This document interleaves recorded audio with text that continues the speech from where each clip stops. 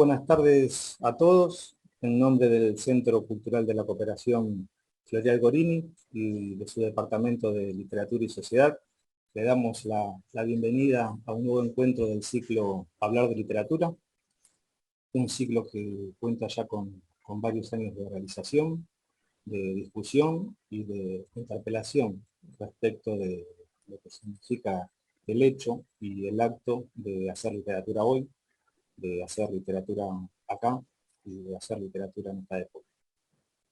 Hoy nos acompañan no solo dos grandes poetas, sino también dos figuras centrales, dos referentes de nuestro centro cultural.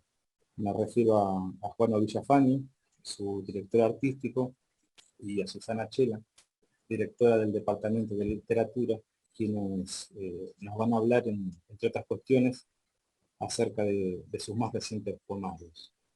Me refiero a El corte argentino y a La fuga del infinito mordido, respectivamente. Como es característico en este ciclo, vamos a hablar con ellos respecto del proceso de producción del hecho poético, de cómo se da en sus casos y de cómo desarrollan y entienden la instancia de escritura. Y también nos van a leer algunos poemas, tal vez 2 rondas, tal vez 3 rondas, eso dependerá de los tiempos de este encuentro. Hoy nos convocan 2 libros intensos, profundos, bravos, podríamos decir. Por un lado tenemos La fuga del infinito mordido, 7º poemario de Susana Chela, editado por Mora Barnacle. Y bueno, podemos anunciar que el lector encontrará en este libro un gran trabajo con el lenguaje y una, por demás, interesante propuesta poética, ¿no? Algo que la autora nos tiene acostumbrados ya. Y también decir que los lectores de este intranquilo libro se encontrarán con el aluvión que significa Susana escribiendo. ¿Y a qué me refiero con esto? Al hecho de presenciar una justa puesta en acto de la escritura, a un torrente discursivo, a una orfebrería del lenguaje y a una Susana tratando de ampliar mediante el proceso poético el limitado ámbito que toda vida supone, ¿no? Y este peculiar sentido de la escritura es el tema central en La fuga del infinito mordido. Acá no vamos a encontrar recetas, sino interrogantes. Materia en acto para interrogar y para interrogarnos. Acá vamos a encontrar buena poesía y todo lo que eso supone, ¿no? O por lo menos todo lo que a la poesía uno le pide. Y decir también que por la construcción de citaciones, por la fuerza de las palabras que emplea, por cómo juega con la musicalidad, por el ritmo interno que tiene esta obra, en su conjunto, por el desconcierto también, por la construcción de imágenes, podemos decir que La fuga del infinito mordido quita el aliento, sí, como bien denuncia Pablo Ananía en su contratapa. Pero también decir que lo hace mediante un fino y meticuloso trabajo con el lenguaje, ¿no? Mediante una interpelación también constante al lector, porque acá la oferta es el trabajo, ¿no? Y por tanto este libro requiere de un lector activo, ¿no? Y decía un fino y meticuloso trabajo con el lenguaje, donde los temas son abarcados, pareciera, o por lo menos esa fue mi experiencia de lectura de la relación que tuve con el libro, a través de un torrente léxico, ¿no? Si se quiere, a través de un cúmulo de palabras certeras y que vienen a inundar la página y que hacen de estos poemas en general y de este libro en particular un objeto concreto de goce al momento de la lectura. Por otro lado, tenemos el último poemario de Juan Villafañe, el corte argentino, su cuarto libro de poesía, editado el año pasado por Ediciones Andadas. En un primer lugar podemos hablar del mismo como un libro lleno de voces. Poeticé esas experiencias que son conversaciones intensas, coloquio de una memoria. Todo el libro lo siento como una poética de la conversación, dice Juan en la presentación de la sección extendido familiar, antiguos recuerdos. Y efectivamente podemos pensar en este libro como una gran y constante conversación, ¿no? Como un diálogo incesante con entrañables presencias, ¿no? Si se quiere. Y esas experiencias que el lenguaje poético retoma, rescata y materializa, se, se concretan en las imágenes vívidas incorporadas por quien hace de la memoria el tema, central de este poemario. Y esto es algo interesante de rescatar, ¿no? Pensar la vinculación entre poesía y memoria como un tema fundante de este libro, ¿no? Digo, el tiempo recobrado, las reminiscencias que vuelven a la actualidad, ¿no? Y que se corporizan, podemos decir, de la mano de la palabra poética, ¿no? Se plantea un escenario, busca en la memoria, abre un camino y pone en movimiento a la escritura. Consciente del origen de todos esos años de gente, diría yo, Juano acumula todos sus elementos, toda su historia. Acá aparece la madre, el padre, las mujeres que se han alejado, los amigos, la pintura, la música y los títulos, ¿no? Y se larga a la escritura. Sus imágenes generan impacto y un interrogante también, ¿no? En el corte argentino podemos decir que cada palabra connota, que cada palabra pesa, ¿no? Y en la cita de voces a las que asistimos, en lo dicho y en lo sugerido, y aún en lo callado, emerge una gran y constante expresión poética. Por eso también su forma de nombrar las cosas como son, ¿no? Simples, directas y podríamos agregar sin respiro, ¿no? Y si lo pensamos bien, esta es en realidad la más respetuosa manera de nombrar, ¿no? La, la más verdadera. Y bueno, al mismo tiempo en esta propuesta la palabra también cumple un papel central, ¿no? No es un medio para enterarse de algo, sino que está más cargada. Es como que la palabra actúa en uno, ¿no? Es más, lo que se dice importa por cómo va apareciendo, ¿no? No se limita a contar algo, sino que indaga y que nos pone frente a cuestiones que tienen que ver con otra instancia de significación. En este sentido, la, la riqueza de trabajo mental que nos lleva a hacer este libro es enorme, diría. En la lectura de estos poemas asistimos a un conglomerado de sentidos, de sonidos, de connotaciones y de recuerdos, ¿no? Pero no de hechos revisitados, y eso, sino de rememoración actualizada por virtud de la palabra poética. Bueno, yo dejo acá, perdón si me extendí o tanta perorata, pero tenía muchas cosas que le quedaron muchas cosas más por decir de estos dos grandes libros. Si les parece, a ustedes podemos comenzar con la primera ronda de lecturas y en el orden, si les parece, hacemos primero Susana y después Juan. ¿Están de acuerdo? Sí, cómo no, adelante, Susana. Bueno, buenas noches, o buenas tardes todavía.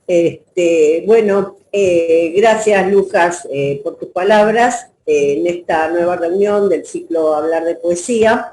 Que me toca participar aquí ahora leyendo. De La fuga del infinito mordido voy a leer un poema que se llama Ricorsi. Justamente tiene que ver esto de Ricorsi, de volver, con el tema de la memoria. Vuelto de tu sueño, estoy parangonando mis días cotidianos, con la amable calma de encontrarnos en la cena, sin peligros ni amenazas de furias mezquinas. Me has visto volver y vuelto estoy siempre. Pero más, me verás volver más, me verás volver, verás, a mí, a quien vas a ver como te sea dado y puedas, porque desde donde vuelvo, vuelve conmigo la distancia arrasante. Me verás a secas y pocamente encarnado, transmutado está mi material. Y aún así me esperanza tu afincar en lo que estás haciendo, tu quererme, tu imagen dulcemente terca, hablando al más que imposible, pero sea. Bueno, leo uno más, es breve, y también tiene que ver con el tiempo, se llama Le Libre Avenir. Fuerza que se refuerza contra enteros fierrazos, fuerza que trastoca toda armonía y ritmo, de un pasado futuro inmutable, fuerza que quiere trabajarse con lances y diálogos mordidos, fuerza que se aquilata en el equilibrio del istmo. Gracias. Juan. Bien, gracias Susana. Juan, tu turno, te oímos.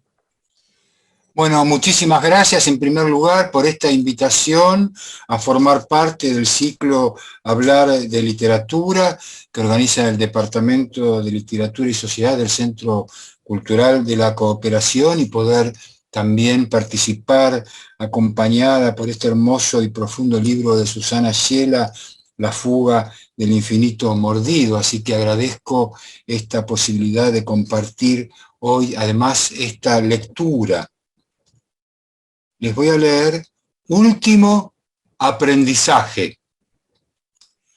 Con mi padre aprendí que antes de morir hay que encontrar a la madre. Con mi madre que uno se muere sin padre y sin madre. En el ramo vive el jardín y en su fondo se fija el otro ramo. Con la pérdida se acrecientan los ramos y los fondos del ramo, pero ya nadie levanta el jardín con las manos, solo se desea la entrega y se ofrece su fondo. Nadie levanta un jardín, por eso estamos llenos de fondos y de ramos. Como exceso nos rodean sus habitantes, su perfume y su fondo.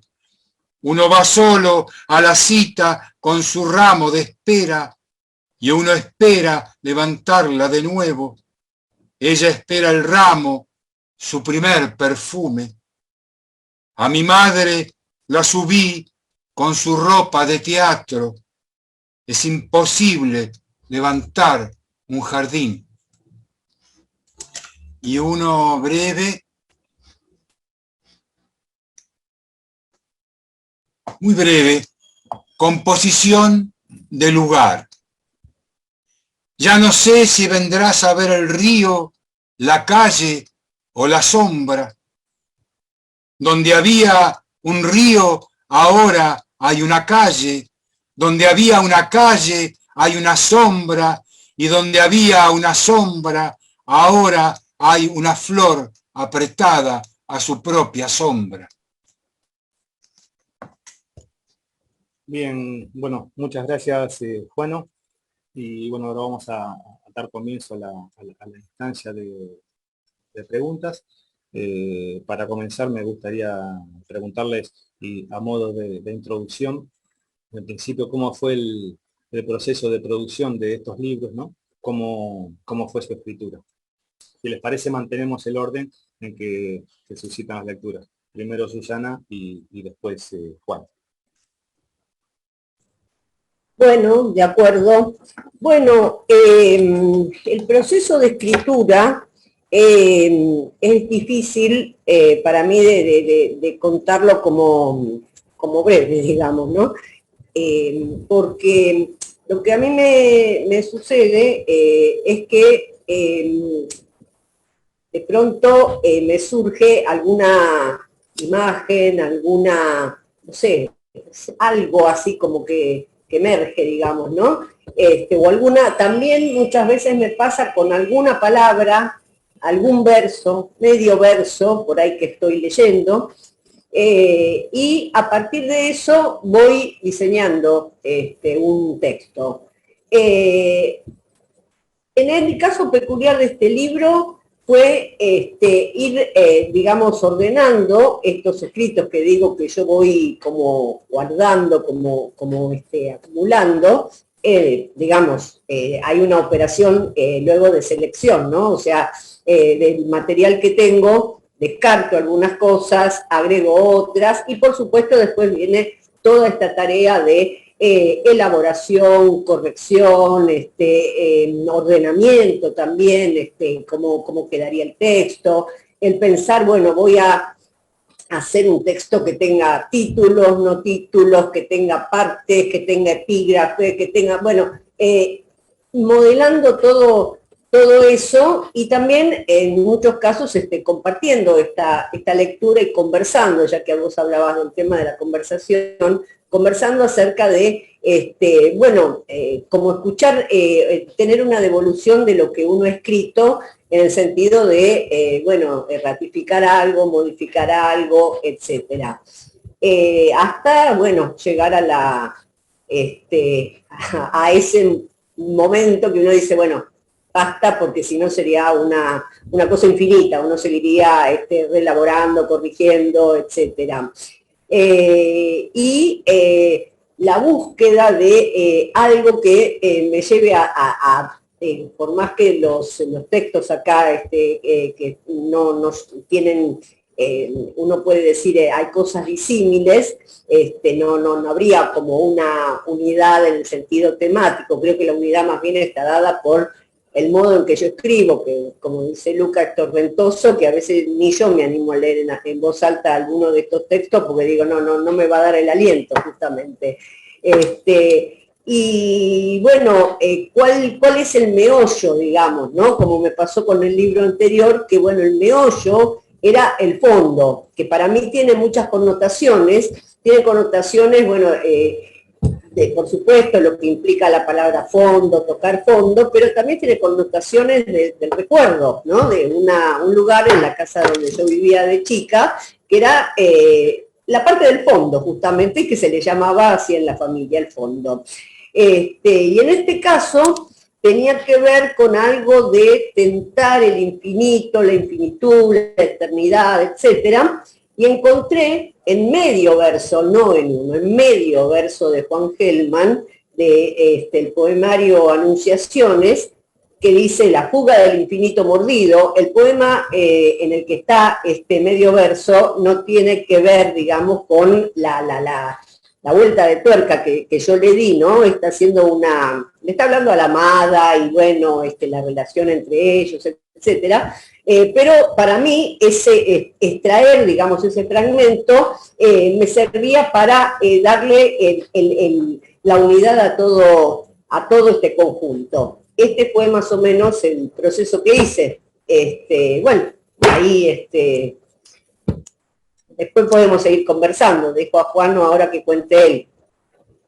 Bien, gracias, Susana. Juano.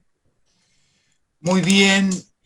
Bueno, El corte argentino es un libro que yo escribí durante la pandemia, ¿no?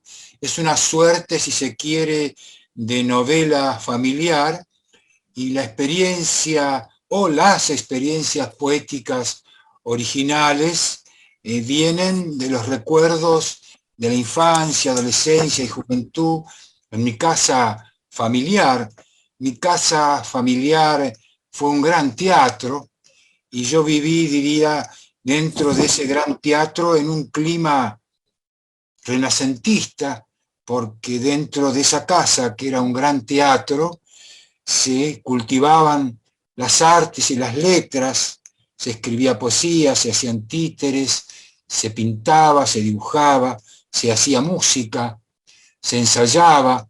Era un espacio, diría, renacentista y cultivando todas las disciplinas artísticas.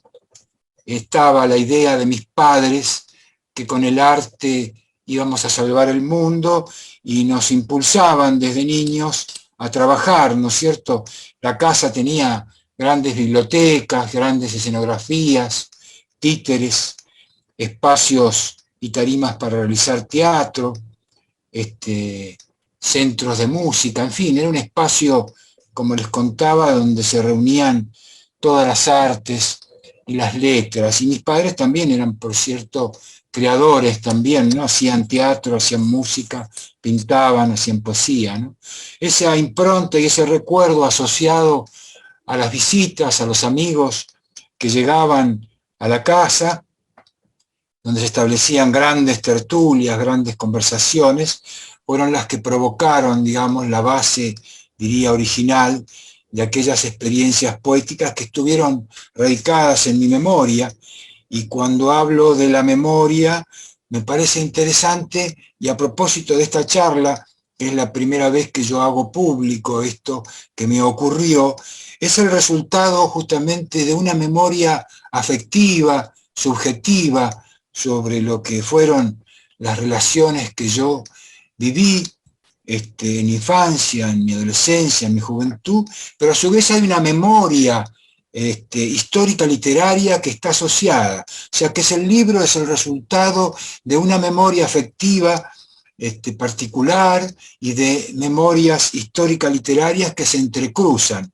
Yo después puedo explicar un poco cómo se producen esos entrecruzamientos, que son constantes, son muy interesantes, como desde una memoria afectiva, más subjetiva, se radican algunas imágenes, algunos símbolos, algunas metáforas que también están asociadas a una historia de la literatura, ¿no? Y del arte en general. Yo creo que eso es un poco el mecanismo con el que yo trabajé este libro, y el tiempo de la pandemia me permitió el encuentro con los archivos, las notas, las fotografías, y que me permitieron ir armando, ¿no es cierto?, un poco este libro que está asociado, como les contaba, a justamente una suerte de novela familiar, ¿no? Bien, sí, gracias. Bueno, quiero volver a eso, si me permitís.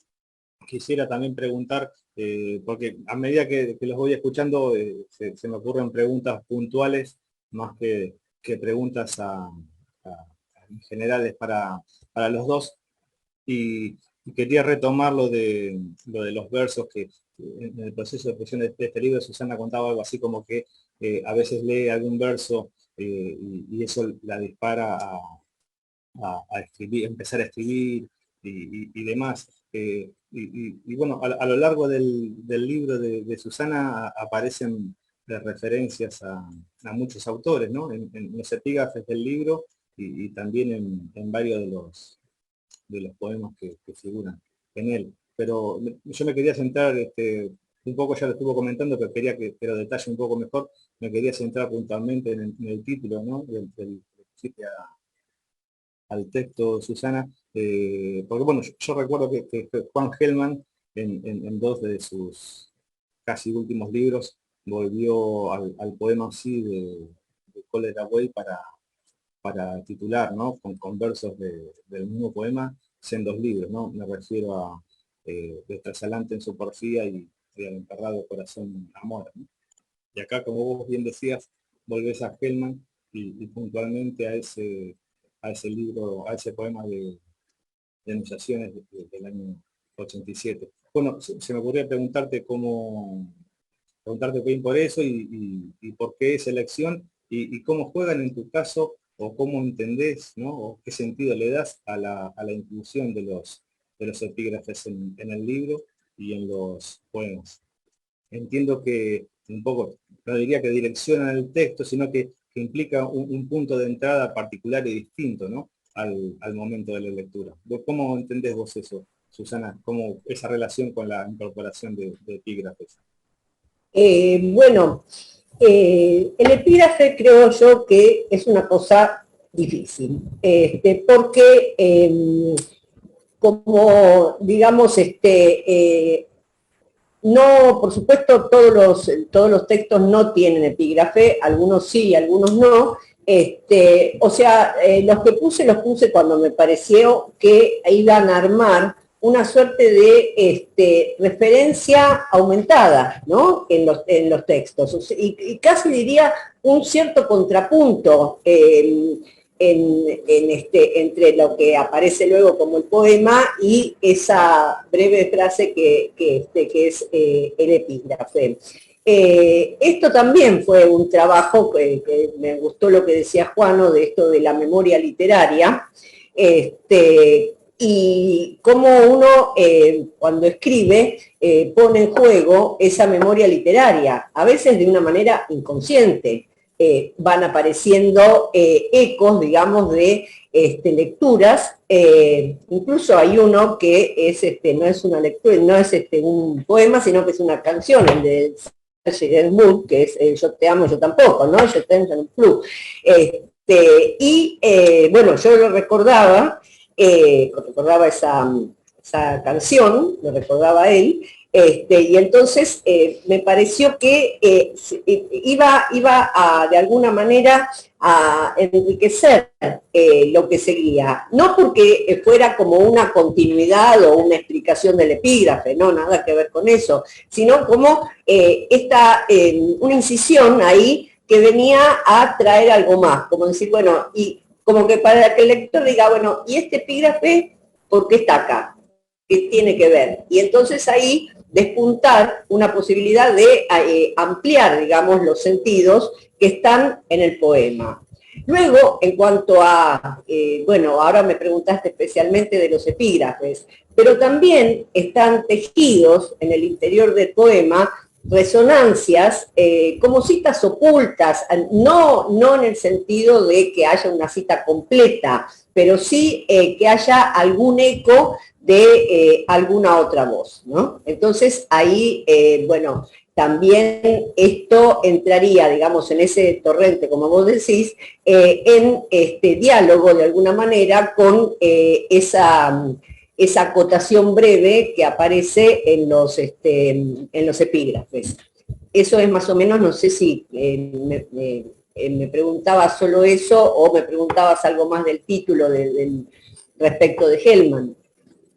Sí, un poco lo anunciaste vos cuando en tu anterior intervención. Sí, solamente preguntarte por eso, pero sí, y ahora quiero retomar un poco de lo que decía Juano, y ahí sí los insto a los dos a participar respecto a esto de la memoria histórica literaria que vos ya empezaste un poco a decir, Susana, y efectiva. En el libro de Juano, poesía y memoria se entroncan como tema fundante, ¿no? Podemos decir. Y la pregunta que le quiero hacer, que él se propuso también como para extender en su anterior intervención, es cómo entiende esa relación y cómo la atravesaste, Juano, al momento de la producción poética. Bueno, mirá, justamente Lucas, a mí me parece que esta charla en este caso es fundamental para explicar de alguna forma el libro que trata justamente de la memoria y la poesía, ¿no? Como se dice, existe una memoria afectiva, ¿no? Personal, subjetiva, y otra memoria histórica literaria. Yo en este libro me fui dando cuenta, ¿no? Que vivía con dos memorias, ¿no? Una, la de la propia vida y la que hacía a los hechos históricos literarios, ¿no? Yo tuve como un entrecruzamiento constante, permanente, de estas dos memorias. Por ejemplo, les cuento que me parecía interesante, tengo 2 o 3 ejemplos más sobre ese entrecruzamiento entre lo que era la vida de la memoria afectiva, más existencial y aquella que se asociaba a los acontecimientos histórico-literarios, ¿no? Con el modernismo, con las vanguardias, fenómenos muy interesantes que fueron recurrentes en el libro. Por ejemplo, yo cuando tenía unos 10 o 12 años, en mi casa había muchos libros, ¿no? Que estaban al alcance de la mano. Nuestros padres nos dejaban leer de todo, ¿no es cierto? Y uno era curioso y leía. Por supuesto, accedía más a aquellas cosas que tenían que ver con lo que un niño de 10 o 12 años puede llegar a leer, ¿no? Había libros al alcance de la mano y otros libros que estaban un poco más alejados, ¿no? Entonces a mí me impactaba mucho un libro que se llamaba El Diablo, de Giovanni Papini, ¿no? Por supuesto no era para mí necesariamente, ¿no? Pero a su vez me acuerdo que lo tomé justamente porque siempre me quedó impactado el hecho que tanto mi padre como mi madre manejaban títeres que eran diablos, ¿no es cierto? Entonces me quedaba la idea de cómo y cuál era el origen del diablo, ¿no? Entonces secretamente me puse a leer algo que en ese momento no entendí muy bien, pero sí me pareció impactante el conflicto que había con Dios, ¿no es cierto?, entre el diablo y Dios, ¿no? En esa época, en esa edad, ¿no? Dentro de ese medio en el que yo convivía, donde el diablo siempre era un personaje central en las obras de títeres, ¿no? Pero siempre me impactó a qué se debía de que Dios, que mi padre no manejaba a Dios, que era el otro personaje, ¿no? Ni mi madre tampoco. O sea, en ese sentido, yo desde ese nacimiento de ese conflicto como niño, ¿no? Porque también para mí Dios eran muchas otras cosas, justamente realicé un poema que está dedicado a Ariel Bufano, ¿no? Entre el conflicto de quién maneja a quién, ¿no? Si el titiritero maneja al diablo o maneja a Dios, o Dios maneja al titiritero y al diablo, ¿no? En Papini, por supuesto, esto es una traspolación, no tenía la menor idea a los 10 o 12 años de esta condición de cierta ecuanimidad que proponía Papini también, ¿no? En su ensayística de ser más considerados en las relaciones entre Dios y el diablo, ¿no? Pero digo, hay una experiencia personal porque yo hacía títeres, ¿no? Es una memoria afectiva, yo hacía títeres, sí, y a su vez también en la historia literaria me encuentro con Papini, ¿no? En esa historia literaria que me queda a mí, siendo yo un poco más grande, tengo otro tipo de repercusiones con las historias literarias, ¿no? Que puedo en otro momento contar otras experiencias que son muy interesantes, en relación a los pájaros, por ejemplo, o en relación a las vanguardias, ¿no? En cómo se iban produciendo, se iban colando esas relaciones entre la vida existencial personal, la memoria afectiva profunda, de la experiencia vital y aquellas otras cosas que eran producto del hacer literario y artístico y de la historia literaria, de la historia de la literatura, que lógicamente al estar dentro de una casa con esas características, todos los días estaba presente además la historia de la literatura y del arte, ¿no? Bien, gracias, Juano. ¿Susana? Bueno, no, estaba escuchando lo que decía Juano, la figura del diablo me llama mucho la atención, bueno, porque se mete, digamos, ahí justamente, bueno, él nombra la obra de Papini, que se llama El Diablo, pero hay una tradición muy larga, digamos, de obras en donde aparece este personaje y aparece de muy distintas maneras, ¿no? A veces aparece como un diablo cómico, a veces aparece como un diablo maligno, a veces aparece muy vinculado al problema del mal. En este momento me vino enseguida a la mente esa monumental novela de Fyodor Dostoyevsky que se llama Demonios. Y entonces, bueno, ahí ya no es este diablo que por ahí puede ser una figura más simpática o grotesca en los títeres, por ejemplo, pero también en otras novelas. Ahora bueno, ya inspirada por los rusos, me acordé de Maestro y Margarita, de Mikhail Bulgakov, donde hay un diablo y una corte con el diablo llegando a la ciudad de Moscú en 1927, y estos personajes, lejos de ser malvados, son grotescos en muchas cosas cómicos y en muchas cosas actúan, digamos, de una manera que no inflige daño, sino que va en bien de alguno de los personajes. Por ejemplo, los dos que dan título a la novela, que son Maestro y Margarita. En mi caso, bueno, esta reflexión entre el tema de lo que daña y lo que no daña, del bien y del mal, yo diría que está continuamente presente, ¿no? Preguntando, bueno, como esto que vos decías de los interrogantes, ¿cómo es que pasan estas cosas? ¿Qué pasa ante esta situación? Y ahí abarco la memoria literaria, digamos, tiene también que ver con la memoria histórica o, digamos, la ampliación de la memoria, no solo en lo que puede ser algo recordado, sino también en episodios de más largo alcance que uno no ha conocido por haber vivido en ese momento, pero que sí en lo que es, digamos, la tradición literaria y la tradición histórica han estado presentes. Y en muchos casos esta vinculación entre la poesía, la sociedad, la historia, ha dado magníficos poemas. Y yo creo que eso lo tengo siempre como una referencia,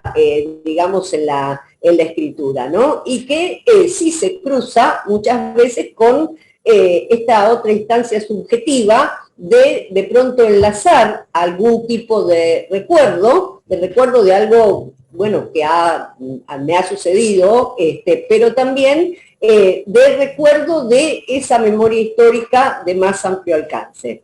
Esto sería un poco lo que veo que está presente, digamos, de una manera, ¿cómo diría? Como una atmósfera constante, ¿no? Cuando yo escribo, no lo veo nunca desligado de ese mar mayor, diría, que tiene que ver con, bueno, de alguna manera la condición humana. No quiero ponerme abstracta, pero quiero decir que siempre hay una indagación por qué pasa, qué nos pasa, qué pasa en el mundo, qué nos pasa en relación al mundo, a los otros seres, qué nos pasa en las relaciones de amor y de odio, qué cosas del bien y del mal se han jugado y se juegan en la historia, y eso siento que está.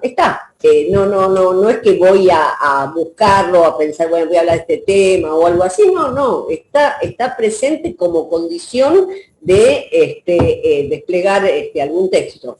Más o menos, no sé si esto es un poco lo que te parece, te estabas preguntando, pero bueno, se me ocurrió a su vez a mí, después de escuchar esto que decía Juan, el que puso el ejemplo de Papini, cómo uno toma esas experiencias y las va trabajando como que las va potenciando con un montón de elementos. Y puede ser a partir de algún personaje. Él bien nombra, bueno, a sus padres, obviamente, con toda la tradición de teatro, nombra a Ariel Bufano muy especialmente, y cómo esas figuras condensan un montón de tradiciones y porque, bueno, también cuando Juan dice esto del taller de renacentista, obviamente ni Juan ni yo vivimos, tenemos años, pero en el Renacimiento no estuvimos.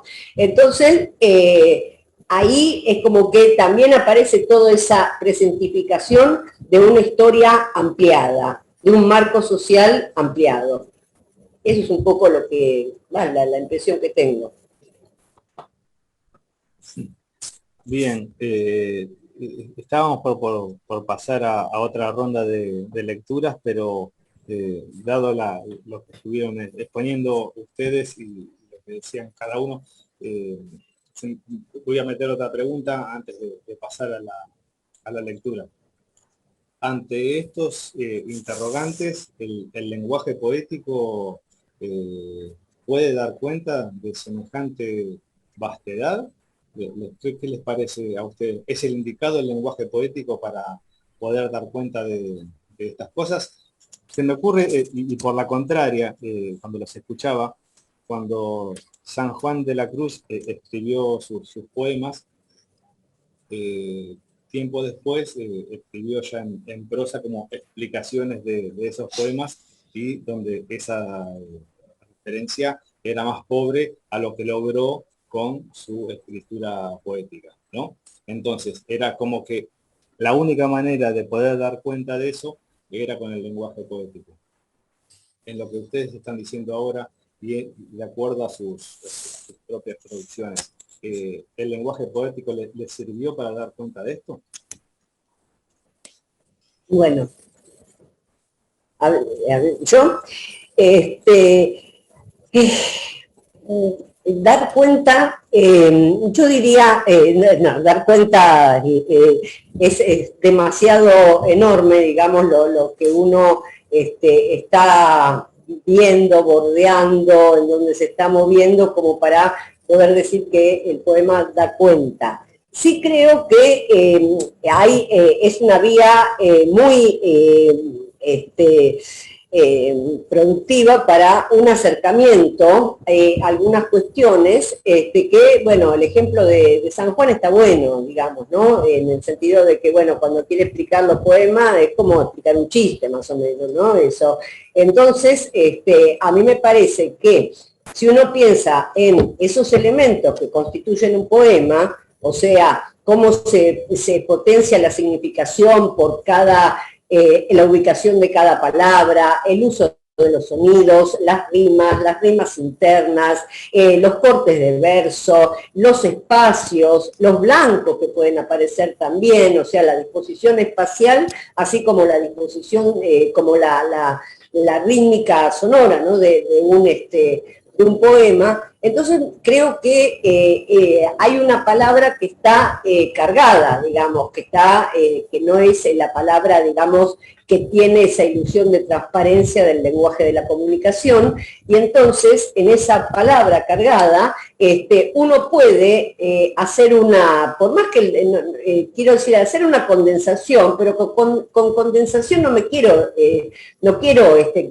decir una como que condensación sería igual a brevedad, porque puede ser un poema muy extenso, pero, o puede ser un poema muy breve, esto en este caso es lo mismo. Lo importante es que esos elementos que lo integran son una palabra, son una condensación en sí mismos, una palabra cargada, ¿no? Una palabra que dice más de lo que dice. Y dice también el poema cuando calla. O sea, en este juego del decir y del callar, la palabra tiene, digamos, su otro, que es el silencio. En la poesía, el silencio es un elemento que yo diría que muchas veces se hace muy visible, ¿no? Bueno, por esto que mencionaba, esos cortes de verso, los espacios en blanco que quedan en la página, aunque sea un poema en una disposición tradicional, pero de cualquier manera no es lo mismo, digamos, que un texto en donde no se está jugando con esa dimensión. Aun cuando esa dimensión sea escribir todo el poema de corrido, como el poema en prosa, esa forma del poema en prosa, ¿no?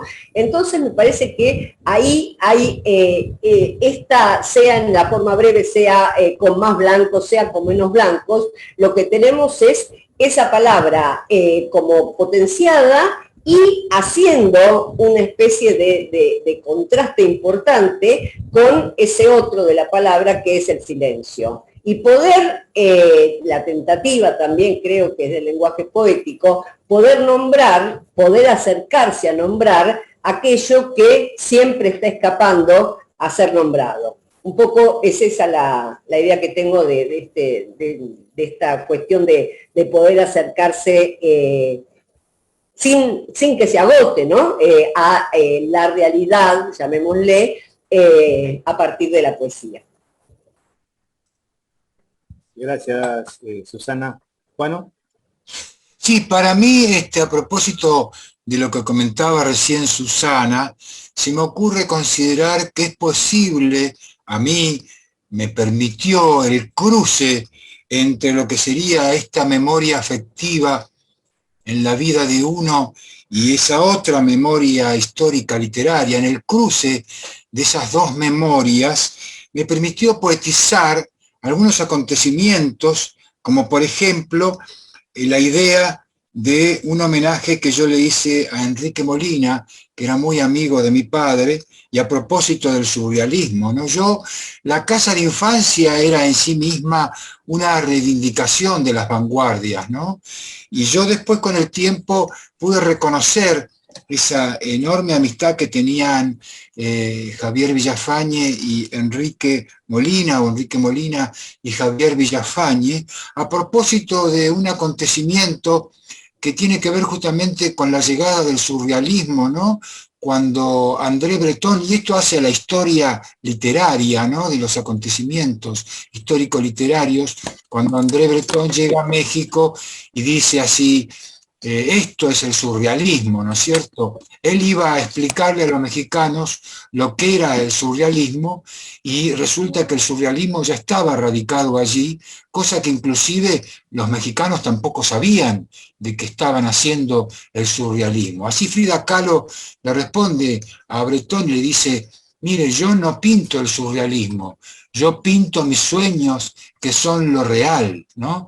O sea, había una suerte de inversión de lo que era el surrealismo en nuestra América, ¿no? Para decirlo así muy rápidamente, ¿no? Y yo sentí justamente que esa inversión era una forma posible de poetizar, con el título que le di al poema dedicado a Enrique Molina, que pongo justamente la memoria de un sueño invertido, ¿no? La memoria de un sueño invertido.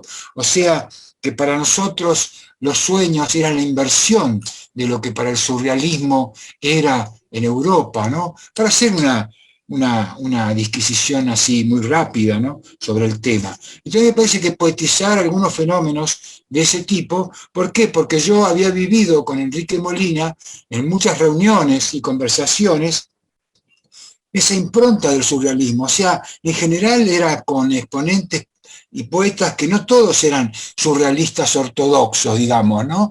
Pero en esas reuniones donde ellos se contaban y se anunciaban los poemas unos a los otros, uno se paraba, explicaba los acontecimientos poéticos, todos escuchaban y luego atentamente aplaudían y luego el otro exponía. Eran reuniones donde se iba construyendo el surrealismo en esa oralidad del hacer.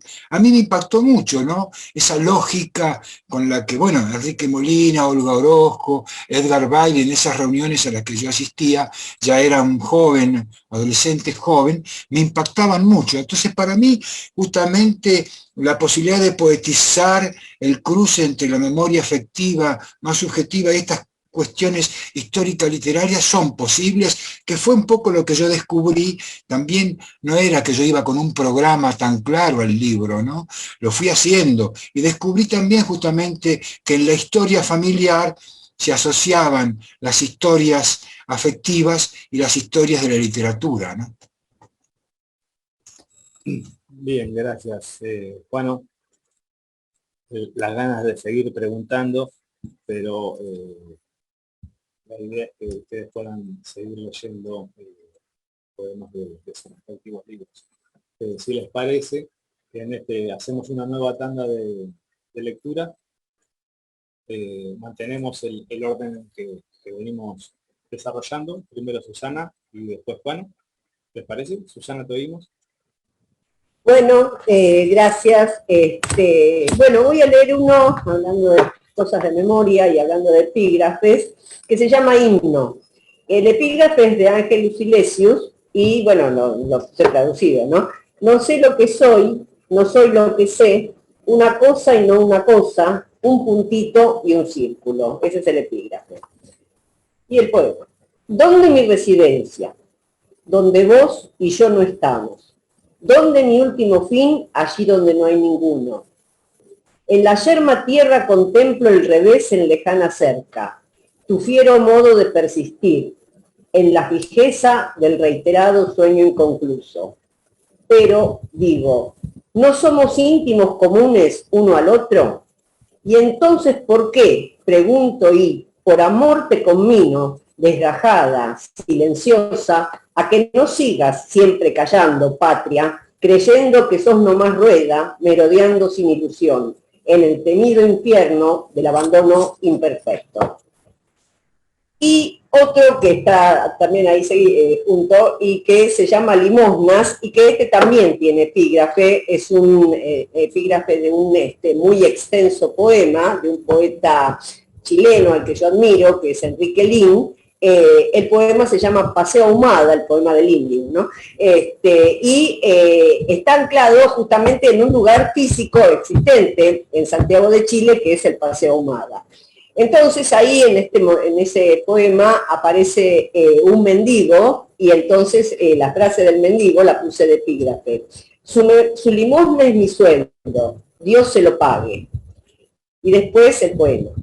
Nómade, más no dé, manos de manos, no da más, no damas, damas no, dama juego de manos, manos de ruego, manos de fuego, fuego, fuego, no más de. Gracias. Gracias, Susana. Bueno, Juano, te oímos. Como no, voy a aprovechar para leer un solo poema, que justamente es el poema dedicado a Enrique Molina, que se titula La memoria de un sueño invertido. No se dice así, déjenme decirlo para siempre, no se ama en la marea del Bajo, ya no hay embarcaciones del Caribe, ni caballos atados en canoas, déjenme decirlo para siempre, no se dice así, no es el hotel del mar lo que se pierde, es el amor adentro lo que escapa, hay que explicarlo, ni los caballeros circulan por un juego, todo vuelve a su crimen y a sus muertos, ni ella es la mujer que se ha escapado de una furia de tierra sin raíces. No se dice así, hay que explicarlo, no es ella, es la casa perdida, el jardín sin amor, porque no tenemos casa, ni paciencia, ni olvido. Es la pared roja que respira sola con el ojo del buey, en la cama sin aire, en la muerte con su candelabro oscuro. No se dice así, nadie circula, es en el mar la pasión, la amante, en las hogueras de un terror de infierno, playa, tierra del alma, de origen en el mundo. Pero no es así, no hay que explicarlo. Circulen, caballeros, por favor, circulen, caballeros. Hay muchas cosas para ver todavía, como Camila O'Gorman, la gran bella imprudente, la rebelión surrealista con sus fondos diamantes, un paraíso perdido en mi último viaje, pero ya nadie dice, nadie circula, materiales inusitados, criaderos de sonetos, cabezas cortadas de señores con bigotes de otro siglo, discursos, festivales de carpinteros y fotógrafos, a dioses, toda clase de homenajes. Nadie lo explica, nadie entiende nada, nadie invierte en su muerte con el último pájaro que saluda mi cuerpo agonizando. Yo descanso en la noche final. Lo saben mis amigos que me vieron morir. Mi vida fue ese sueño invertido, mi propio cuerpo iluminado por Dios.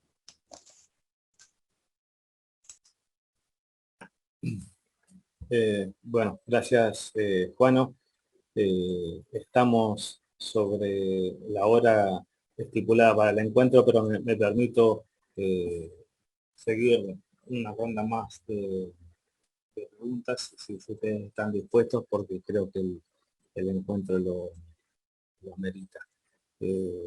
Hablamos de poesía, hablamos de memoria, y ahora me gustaría preguntarle a ambos cómo, un poco, Juan, vos te estuviste utilizando cuando hablaste de Giovanni Papini y de ese libro El Diablo, pero me gustaría preguntarles a ambos cómo fueron sus lecturas primeras, qué bibliotecas recuerdan, cuáles fueron sus libros iniciales, qué libros fueron los que nombraron entonces, y qué de eso, y esto es lo importante, ¿no? Por ahí, por lo menos para mí, qué de eso se puede arrastrar en estos, sus nuevos poemarios. Susana, te oímos. Bueno, Lucas, veo que te gustan las preguntas difíciles.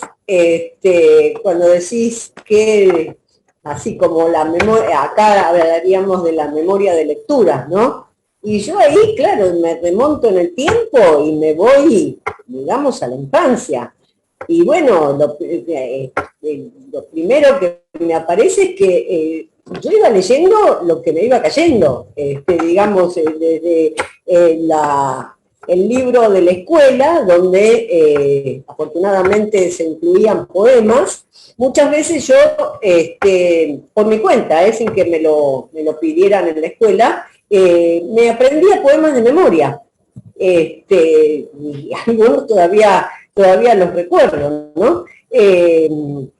Inclusive tengo un recuerdo de haber leído la letra completa del himno nacional argentino, que son unos versos neoclásicos, con muchos hipérbaton, algunas expresiones, no sé, mitológicas, bueno, en fin, o sea, toda una serie de cosas que, bueno, yo a esa edad no comprendía, pero me lo aprendí de memoria, pero en la escuela me lo pidieron mucho tiempo después.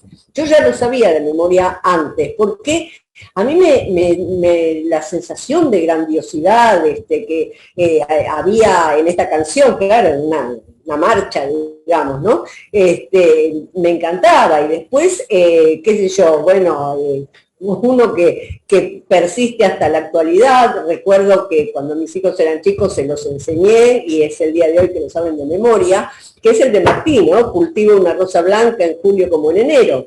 Y bueno, al ir avanzando, digamos, en conocimiento, fui leyendo, y esta cuestión de que me quedaran, digamos, esa tendencia a memorizar los poemas, me fue quedando de una manera después un poco más aquietada, ¿no? Y simultáneamente también, como además de leer poemas, leía también muchas novelas, pero muchas de estas novelas, además del lenguaje que podían aportar en lo narrativo o de sus fragmentos líricos, también muchas veces incluían poemas. Lo mismo me pasaba con algunas obras de teatro, bueno, aparte de la teatro, ¿no? También pasaba con obras de teatro que de pronto incluían algún poema. Entonces, de ese momento, digamos así, romántico, bueno, fui pasando cada vez más a otras cosas, y creo que, todas esas primeras lecturas, lo que tienen de bueno es que a uno le van dando un entrenamiento como para ir accediendo a otras propuestas, ir accediendo a otras cosas. Como que uno va aprendiendo, incorporando, diría, no aprendiendo teóricamente, sino que es un aprendizaje de incorporación, convenciones poéticas, ¿no? Saber, digamos, lo que es un verso, lo que es una rima, etcétera. Y sí, puedo decir que tuve la suerte, creo que es algo que se ha perdido bastante ahora, de que tanto, digamos, en la escuela primaria como en la escuela secundaria, tuve muchas lecturas. Había, digamos, la poesía ocupaba un lugar importante. Se nos enseñaban poemas, muchas veces los teníamos que aprender de memoria, se nos hablaba del poema, de su autor, etcétera, y bueno, así uno iba entrando, digamos, en una tradición literaria que con el tiempo no hacía sino acrecentarse en la medida que uno sobre esa base iba buscando otras cosas, ¿no? Y bueno, después, por supuesto, ya llegando a lecturas más especializadas o pudiendo con esa base comprender algunas propuestas, digamos, como la de las vanguardias, que creo que necesitan para su comprensión de tener esa base, ¿no? En tanto, cuando se habla de que las vanguardias han roto muchas convenciones, bueno, si uno no conoce las convenciones que rompieron, medio que no se da cuenta de qué es lo que pasa en esos poemas, ¿no? Entonces ahí yo veía que seguían habiendo ciertos ecos, bueno, voy a nombrar uno que en la adolescencia o preadolescencia me deslumbraba, como era Gustavo Adolfo Bécquer, del cual también me aprendí varios poemas, etcétera, y que después uno ve una persistencia en esto, incluso a veces en poemas posteriores o canciones, uno ve a veces citas incluidas, ¿no? De aquellos poemas románticos que, bueno, uno después con el tiempo va pasando, digamos, a otras cosas, pero que quedan a veces, bueno, en el caso del poema de José Martí, sigue quedando así, tal cual, ¿no? Bueno, con esa grandeza de escritura de José Martí. Y en otros casos creo que queda como un sedimento, no diría yo no podría decir hoy, ay, sí, bueno, mi referente es Bécquer, porque sería un disparate, digamos, pero que todas esas cosas son un terreno abonado para que crezcan otras plantas, digamos, que florezcan otras expresiones poéticas, que son las que después uno va quedándose como aquellas más íntimas, ¿no? El caso de César Vallejo, digo, en mi caso, el caso, bueno, de Juan Gelman, y otro caso que es completamente distinto, y que es alguien a quien yo he leído mucho, que es José Lezama Lima. Una propuesta totalmente diferente, que no tiene nada que ver con Vallejo, digamos, pero sin embargo me queda también ese poderoso torrente, justamente el Lezama, esto es muy fuerte, ahí también, bueno, él mismo leyendo sus poemas, lo escuché en grabación, nunca lo conocí, se le cortaba el aliento al leerlo, ¿no? Se notaba que se le iba cortando la respiración, no solo porque era asmático, sino porque también ese torrente verbal es muy difícil de leer. Y podría asociarlo esto a la dificultad de lectura que ofrecen los versos libres de José Martí, no los sencillos, los libres, en donde también uno tiene como dice Fina García Marrús, los endecasílabos hirsutos, son endecasílabos, pero bueno, la cito a la propia Fina, cuando dice esa fuerza, ese torrente nos hace olvidar el endecasílabo, que es un verso en general más pausado, pero es verdad, y uno puede muy bien trastabillar. Yo una vez asistía, no fui yo, sino otra persona que estaba leyendo uno de los poemas de versos libres, y de repente medio que trastabilló porque, bueno, porque no daba, digamos, seguir semejante ritmo, ¿no? Pensaba también en este poema que leyó Juan, ¿no? De Enrique Molina, que ahí también uno ve cómo aparece una cosa muy torrentosa, digamos, que va, o sea, un tipo de poema que tiene una pregnancia especial, ¿no? Cuando están esas enumeraciones, esa aparición de imágenes tan diversas, esa combinatoria de elementos, en ese sentido, bueno, es muy distinto. Lezama Lima no era un surrealista, pero aunque algunos lo adjudicaron que era surrealista, pero no lo era, y sí era un barroco, eso sí. Y entonces, bueno, me hacía pensar, o sea, esto me sirve para pensar qué pasa con el poema largo, qué pasa con el poema de versos largos, Y en contrapunto, ¿qué pasa con el poema breve y el poema de versos breves? O sea, toda esa cantidad de lecturas son para mí alimento. Yo lo uso esa metáfora, ¿no? Para decirlo, alimento y tela para cortar. Digamos, ¿no? Como pensando en una metáfora de la comida, de la metabolización, y pensando en que haya elementos como que uno tenga, como cuando va a hacer un vestido, si no tiene tela para cortar, bueno, medio que va a salir mal el vestido. Entonces, cuando esa tela se amplía y uno le va poniendo la propia tela que va tejiendo, bueno, el texto quiere decir tejido, entonces creo que es la experiencia, digamos, esta de lectura y escritura anudadas que, bueno, posibilita que uno pueda escribir. Más o menos eso es lo que puedo aportar. Bien, gracias, Susana. Bueno, Juan, te oímos. Sí, justamente es muy interesante este tema, se asocia siempre a lo que veníamos hablando en cuanto a las lecturas, tanto en lo afectivo como en el resultado histórico-literario. Yo, por ejemplo, mis primerísimas lecturas, fueron las frases que mi madre escribía en las paredes de la casa, ¿no?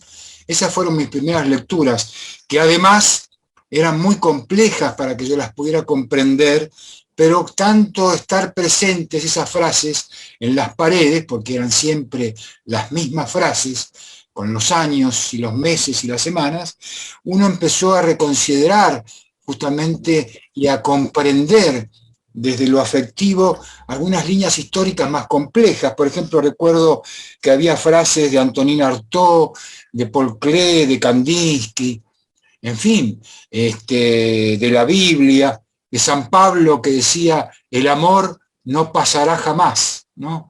Y yo no sabía si el amor era algo que caminaba por el mundo, ¿no? Que no iba a pasar jamás, o cómo se resolvía esa literatura, ¿no?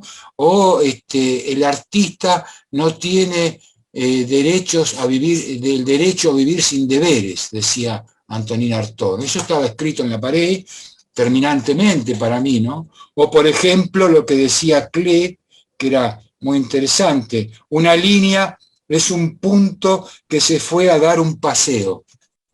Una línea es un punto que se fue a dar un paseo y uno piensa que una línea es una sumatoria de puntos y si el punto camina marca una línea. Y había allí una relación que yo no reconocía tan fácil con la abstracción e inclusive con la Bauhaus y la idea de afectividad sobre la construcción geométrica y la abstracción. Entonces yo empecé de a poquito a darme cuenta de esas cosas. Esas fueron mis primeras lecturas, ¿no?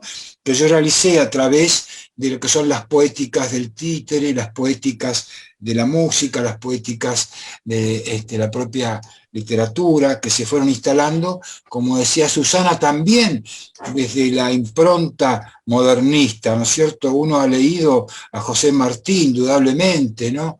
En versos sencillos, más que versos libres en aquellos años, ¿no? O a Leopoldo Lugones, el poema El Hornero. El poema El Hornero yo me lo sabía de memoria, ¿no? El poema El Hornero, un poema maravilloso. Uno aprendió también por la vía escolar, por la casa, a acercarse a estas relaciones, pero también cuando yo decía que también descubrí que la historia familiar estaba asociada a la historia de la literatura, era notable cómo a su vez yo también en la vida familiar confrontaba con las retóricas modernistas del verso musicalizado, ¿no? E ir hacia las formas libres, y en mi casa imponían esas condiciones del verso libre, porque ellos defendían esas relaciones que habían dado o el ultraísmo, el creacionismo, el propio surrealismo, ¿no? Uno vivía inmerso en eso, aunque no entendía muy bien qué carajo querían decir algunas cosas, ¿no? Sobre todo en algunas reuniones o debates que se establecían en esa oralidad. Cuando iniciamos la charla, vos Lucas, comentabas esta idea de la conversación. Bueno, la conversación está impregnada de esas tertulias, esos encuentros en mi casa, a que yo debía entrar con respeto absoluto a escuchar a los grandes, cosas que absolutamente no entendía para nada, pero justamente esa idea de esa conversación, esas otras cosas que aparecían de manera emotiva, fueron calando. O sea que las lecturas fueron, sí, por supuesto, también estrictamente literarias, pero fueron lecturas también de las poéticas de la oralidad. Yo me formé mucho en las poéticas de la oralidad, de los amigos que venían a mi casa y de las cosas que hacían en mi casa, cuando mi padre hacía las funciones, ensayaba, o mi madre realizaba también sus funciones de títeres, o leía en voz alta, o recitaba. Toda esa oralidad también fue parte nutriente de lo que fue para mí la experiencia de encontrarme con la palabra, ¿no? Y justamente creo que esa idea de la conversación caló hondamente, que fue una forma que me permitió resolver esta idea de una conversación infinita en los poemas, invitar, en tanto yo el poeta, yo el que escribe, invitar a los otros también a que escriban, ¿no? Y a que den su versión sobre aquello que a mí se me había ocurrido, ¿no? Así hice muchas construcciones poéticas, ¿no? Cuando invito a Neruda a que me cuente, él a mí, cómo había sido el vínculo cuando yo era un niño, porque no podía hablar como Pablo Neruda. Invito a Emilio Petoruti a que me cuente lo que implicaba las superficies vencidas, ¿no? La lógica del color y la búsqueda final de la luz, ¿no? Él era muy amigo de mi madre y siempre me decía, pues yo dibujaba, pintaba, me decía, mirá, tratá de encontrar la luz. La luz es el objetivo de la pintura. Tenés que acercar más la luz. Yo me volvía loco porque qué quería iluminar con una lámpara, ¿no? Era la búsqueda del color, el final, ¿no? Fundamental. Entonces yo creo que todas esas cosas fueron las que uno fue aprendiendo desde las poéticas, de las artes plásticas, la música, por supuesto, de la propia poesía y de las lecturas, ¿no es cierto?, de los clásicos también, indudablemente, los hermanos Grimm, Oscar Wilde, que desde muy niño yo leía, como al modernismo, y también la impronta que me llegaron también desde las vanguardias, insistentemente en estas escrituras que estaban en todas las paredes de la casa, ¿no? Bien. ¿Puedo agregar algo, Lucas? Sí, bueno, no, esto de las persistencias, ¿no? Acaba de nombrar Juano una historia de amor que para mí es inconclusa, que es mi historia de amor con Oscar Wilde. Habrá empezado cuando, porque yo estuve paralelamente, digamos, a la escuela, yo estudié inglés desde muy chica. Y también tuve la suerte, en ese caso, de que en ese momento los programas de enseñanza de inglés incluían siempre textos literarios. A veces, en los primeros niveles, por supuesto, no eran los originales, sino que estaban simplificados. Pero ahí yo ya empecé a tener conocimiento de un montón de autores importantísimos. Yo cuando leí un cuento de Joyce, no tenía la más pálida idea de quién era Joyce. Yo tenía, qué sé yo, 12 años, una cosa así. Y cuando leí El ruiseñor y la rosa, de Oscar Wilde, justamente, ahí empezó la historia de amor inconclusa. Siempre, no tanto es Oscar Wilde como una referencia, digamos, su poesía no es para mí una referencia en el momento de escribir. Tiene una poesía que uno la podría comparar de alguna manera con la poesía modernista, conviven en la misma época. No significa eso, digamos, una influencia, una presencia para mí en la escritura. Sí más sus relatos, también sus aforismos, y bueno, todo lo que trasunta esa enorme figura que fue la de Oscar Wilde, ¿no? Y algunas de sus imágenes o algunas de esas frases muy agudas, muy a la vez, justamente en ese caso tenemos a alguien que conjugó una sensibilidad inmensa, un sentimiento muy fuerte con una inteligencia muy aguda. En ese sentido, que digamos es el núcleo que para mí es la presencia de Oscar Wilde. Y también, aludiendo a esta cuestión, también me ha servido, me sirve mucho la lectura y muchas veces el ejercicio de la traducción, no porque lo esté traduciendo para alguien, para hacer una traducción pública, pero sí para mí misma muchas veces me pongo a traducir algún poema. No solo de Wilde, ¿no? Porque veo, por ejemplo, poemas actuales y de pronto, bueno, en algunos casos está el desafío a ver cómo, y esto ya implica, si yo digo, bueno, ¿cómo esto lo podría pasar en castellano, teniendo en cuenta que es otro tipo de tradición literaria, otro modo de versificar, bueno, otra lengua, por supuesto? Entonces, ¿cómo puedo hacer para encontrarle la vuelta para que impacte de la misma manera que está impactando esa composición fundamentalmente en inglés?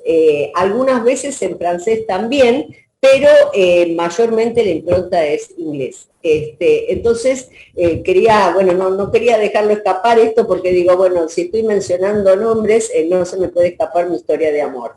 Así que, bueno, ahí está esa pequeña intervención que quise hacer.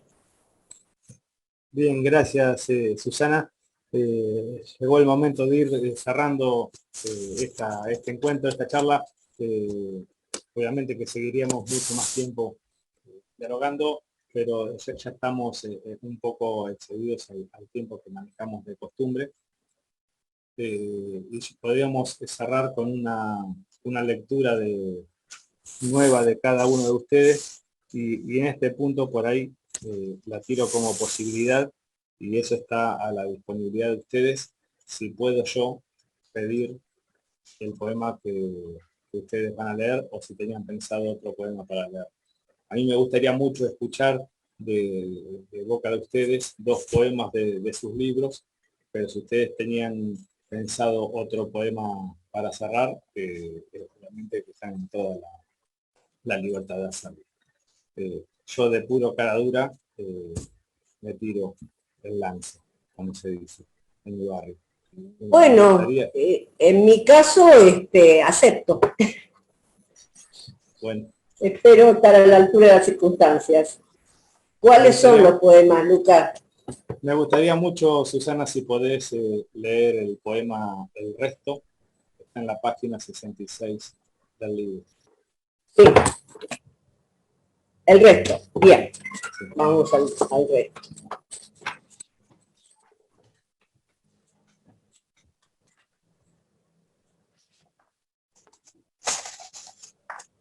Bueno, el resto tiene un epígrafe también de esas lecturas que yo le llamo especializadas, o sea, que fueron a posteriori de esas primeras, que es de La Tierra Baldía de T.S. Eliot, ¿no? Que aprovecho para decir que justamente en 2022, ese año de centenarios, además del centenario del Ulises de Joyce y además del centenario de Tirse de Vallejo, se cumple el centenario de la publicación de La Tierra Baldía de T.S. Eliot, ¿no? Bueno, dice el poema: temerosa palabra, temible salto, los rigones de la buena y mala fe. De vos me atraganto y espero revancha. Empleo. Cumplí tu sentencia. Dame y dame son repujos inaudibles, arañazos desesperados por intangibles, acaeciendo redondos en el yermo solo, sin tráficos ni mugres. Y aún el yermo solo espera, contra todo designio de su estirpe, rigores, angostadas, miedo y lances, solo por ser bien rociado. Bueno, esto del yermo tiene que ver con La Tierra Baldía, y ahí también hay una resonancia de ¿cómo se llama? Alberto Girri, que fue uno de los tantos que tradujo al castellano La Tierra Baldía, pero que en su caso no le puso La Tierra Baldía, sino que le puso La Tierra Yerma. Es muy linda digamos, esta alusión a la que hace Shirley, pero bueno, no fue el nombre que quedó canónicamente, ¿no? Para The Wasteland. Bueno, ya cumplí, Lucas. Gracias. Bueno, gracias y bueno, perdón esta intromisión. Yo me metí de cara dura, creo que es la primera vez que se hacen poemas a la carta, pero bueno. Juano, ¿te puedo pedir, Juano? ¿Cómo no? Sí, Ulises, Lucas. Bueno, a mí me gustaría si vos podés leer el de Violeta Parra, eh, que, que está en la última parte del libro. Nosotros hace unas semanas venimos de hacerle también un homenaje al Pato Mans, un querible homenaje y un necesario homenaje. Bueno, eh, me gustó mucho ese texto que vos escribiste y como para continuar con ese homenaje y como para también reivindicar la figura de Violeta Parra y de tu gran texto, me gustaría oírte leer ese texto. ¿Cómo no, Lucas? Violeta ausente. No hay río ñuble, ni patria de los aserraderos, ni los cantos de los circos, los bares o los botes del puerto, ni una carpa de piedras extendida en los caballos, ni la última pasión, ni la primera, ni una reina para que todo se vea, ni la desesperación con tanta claridad, porque yo no me muero por amor, ni me suicido. Ridícula es la escena abandonada en que te fui a buscar asolada por el cielo. Lo dije antes, ha de ser por la falta. No tuve nada, lo di todo, quise dar, no encontré quien recibiera. Hay que buscar más en otras cosas, en los miles de globos que cubrieron los cielos de la reina, en la carpa desesperada de un circo extraordinario, en un parque antiguo como la Quintrala, donde estaban tus manos y tus telas, y arpilleras en las salas del Museo del Louvre en París, y en la pieza de adobe y el fogón, el brasero y el trono de una bailarina jardinera, y las calles de arriba para amarrar el alma, antes que el vendaval levante los telones, incline tu carpa en el barrial de las cuecas humildes, para que no te sostengan más con esta lluvia, ni con tu circo que deambula por el mundo, porque de qué te vas a despedir, querida mía, si todo ya se ha ido por tu cuerpo, recostada, tan sola, te apoyo en mi guitarra. Nadie te hizo morir, aunque todo se daba, en un rincón, con silla, con la mano en mi copa, tus hermanos caminan por las flores del campo, pueblo todo al fin, porque cantabas, adolescente belleza, desde que dices gracias, para vivir de nuevo, y que te irás a la noche, menos triste que ahora, con un tiro de corte en la sangre que sea, con aquella carta que cayó de tus piernas. Bueno, gracias Juano, gracias a los dos por este pedido, los poemas concedidos. Estamos llegando al fin, agradecer a Juan Pablo del soporte técnico por hacer posible esta conversación, esta charla, a las compañeras de prensa del Centro Cultural de la Cooperación, a Maricruz Gareca por facilitarnos todas estas cosas. Y bueno, como decía al comienzo, hoy contamos con la presencia no solamente de dos grandes poetas, sino también de dos referentes de nuestro Centro Cultural de la Cooperación, a los que les agradecemos esta participación. Este ciclo Hablar de Literatura, como decía al comienzo, es un ciclo que que se viene desarrollando es un ciclo querible y es un ciclo donde, en el cual, más que nada, seguimos aprendiendo. Hoy la charla fue maravillosa, estaba para seguirla, pero los tiempos a veces apremian. Les agradezco a los dos, te agradezco Juan, te agradezco Susana por la participación y bueno, ojalá que la sigamos pronto. Bueno, Muchísimas gracias por la invitación a Susana, muy especialmente al trabajo maravilloso que hizo Lucas en esta jornada y a esta posibilidad que me ha permitido justamente descubrirme ante mí mismo el sentido que tiene la memoria, ¿no? Muchas gracias. bueno, muchas gracias, lo mismo digo, Juano, Lucas, con tus preguntas difíciles, y bueno, creo que tenemos una nueva edición que nos sigue enriqueciendo este ciclo de hablar de literatura. Muchas gracias a todos.